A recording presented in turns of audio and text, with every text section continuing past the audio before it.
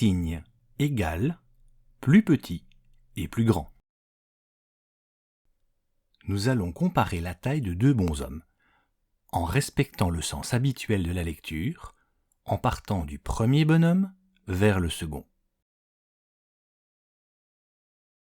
Lorsque je compare la taille des deux bonshommes, je vois qu'elles sont les mêmes. Cela se voit très fort si je relis leur tête et leurs pieds. En rejoignant les lignes au centre, j'obtiens un signe qui signifie que les tailles sont égales. C'est la même chose avec les nombres. Lorsque deux nombres sont les mêmes, j'utilise le signe égal. 6 égale 6. Lorsque je compare la taille de ces deux bonshommes dans le sens de lecture, je vois bien qu'elles ne sont pas les mêmes. Le premier bonhomme est plus petit que le deuxième. De nouveau, cela se voit très fort si je relis leur tête et leurs pieds. En rejoignant ces lignes au centre, j'obtiens un signe qui signifie que le premier bonhomme est plus petit que le deuxième.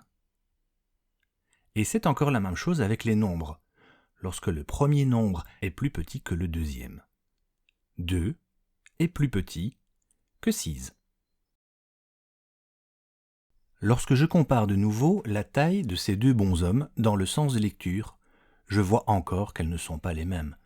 Le premier bonhomme est plus grand que le deuxième. Cela se voit aussi très fort si je relis leur tête et leurs pieds.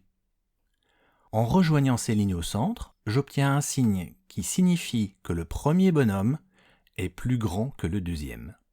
C'est toujours la même chose avec les nombres. Lorsque le premier est plus grand que le deuxième, j'utilise ce signe. 6 est plus grand que 2. Je retiens qu'en reliant la tête et les pieds des deux bonshommes, le dessin me rappelle un signe. C'est une façon de retenir le signe qui dit que le premier nombre est égal au deuxième, qu'il est plus petit que le deuxième, ou qu'il est plus grand que le deuxième.